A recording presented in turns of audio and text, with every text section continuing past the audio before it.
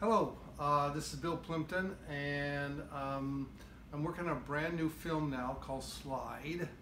It's very early in the production, but I wanted to give my fans a little perspective into how I create it and the whole process. So the first process obviously is writing the story, which is visually very boring, so I didn't film that. Then the storyboards, which actually I think I have some storyboards here somewhere. Well, I'll show them later. Here's some character designs, and I think I got the lead guy in here. These are my, here he is here. His name is Slide. He plays slide guitar, which I used to play, and this is his outfit and his guitar and his boots. I changed, a lot of these things are changed a little bit, but basically that's his character. So anyway, this sequence here, I think I have a layout. This is a very rough layout. It's also in the storyboard. Let me find that storyboard because I think it's interesting to see it. So these are the storyboard drawings, and this is the sequence here. It's 216 in the storyboard. There's about 1,000 of them altogether, so you can see I'm sort of starting out. And Slide comes into this corrupt, strange town. It's a lumberjack town, and he sees they want a guitar player. Unfortunately, he plays slide guitar. So this is him reading the sign.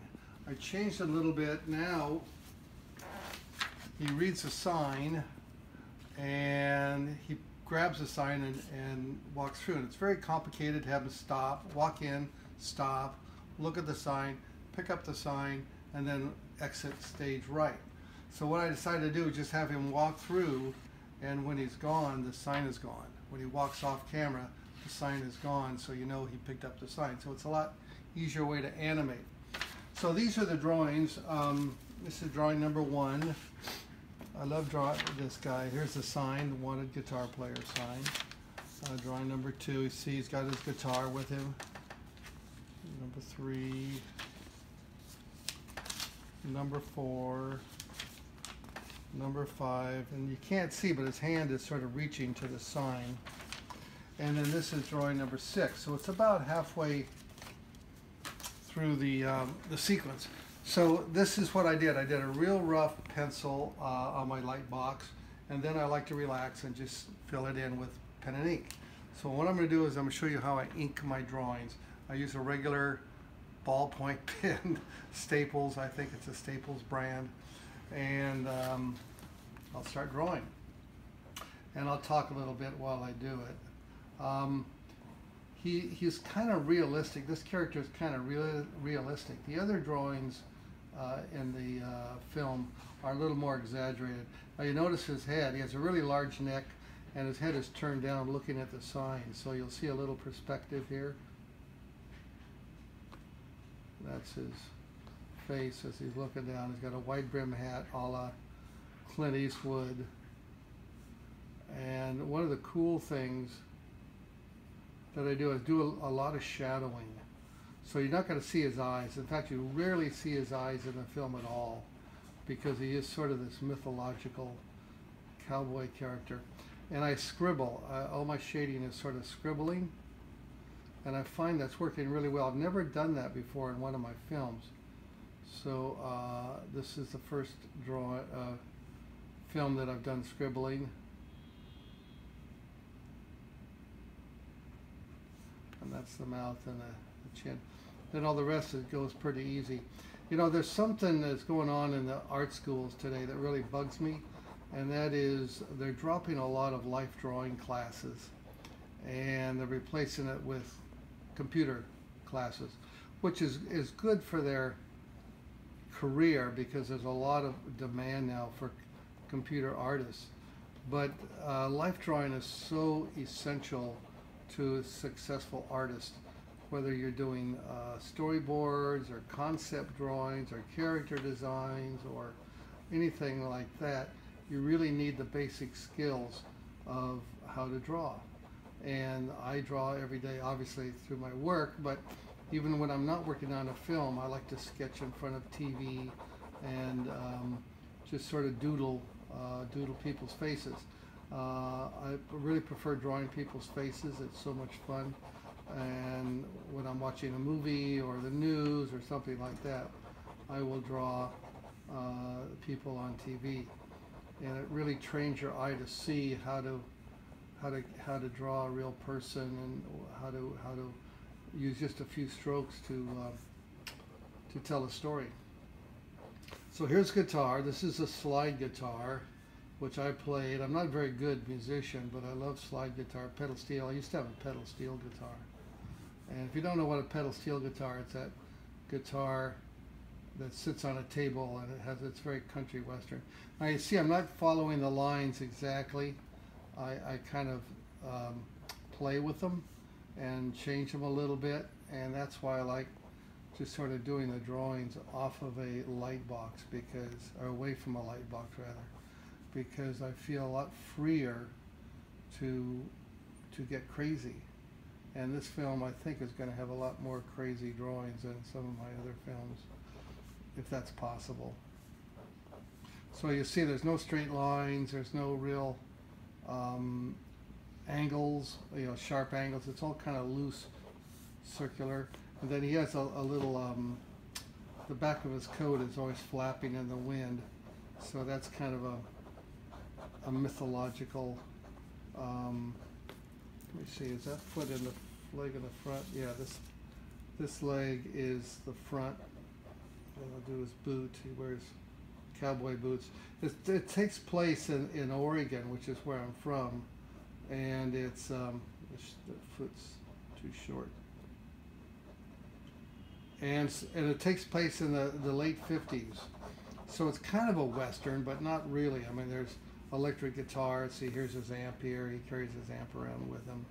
And it's a slide guitar, which, as you know, is electrified guitar. And see those, I like those crazy lines for the guitar strings. I don't want to do a straight guitar string line. It's really boring. So I kind of play around with it and make it a little more crazy. I'll put a little texture on the guitar so it feels like there's something there. Some wood there. It's made out of wood. It's actually very similar to a pedal steel guitar, only it's not on a table, and it doesn't have levers and foot pedals and volume pedals and things like that. It's a much more graphic, or simple rather, I should say, simple guitar. So now I'm going to shade in the legs. I love shadows. That's another reason I think people should take life drawing, is the shadows are really great in defining the character and feeling his weight and his presence. The shadows really develop a lot of the character of the drawing. And now I'm starting to put shadows in under the amplifier. These are the straps that holds his amplifier up there.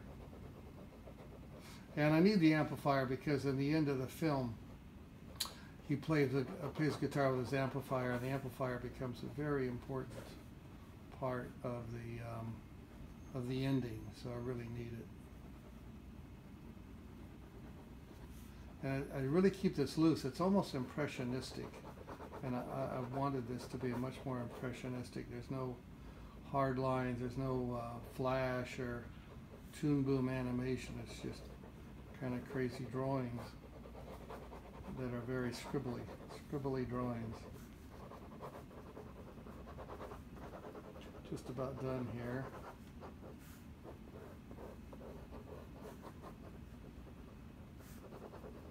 So I haven't timed myself. I don't know how long this took, maybe 5 minutes or something like that. So there's 10 drawings in this shot, and so 5 minutes each, that's 50 minutes. So it's less than an hour to do this one sequence, to do this shot. And if I can do, 10 of these a day, actually 10's a lot, I shouldn't say 10, 5 a day, that's, you know, that's 15 minutes. I'm sorry, what am I talking about? Hold on, I gotta get this hand right. It's about 15 seconds for the film, so that's a good pace. So that's it. You can see it's real loose and crazy. Then I got to erase the pencil line. Where's my eraser here?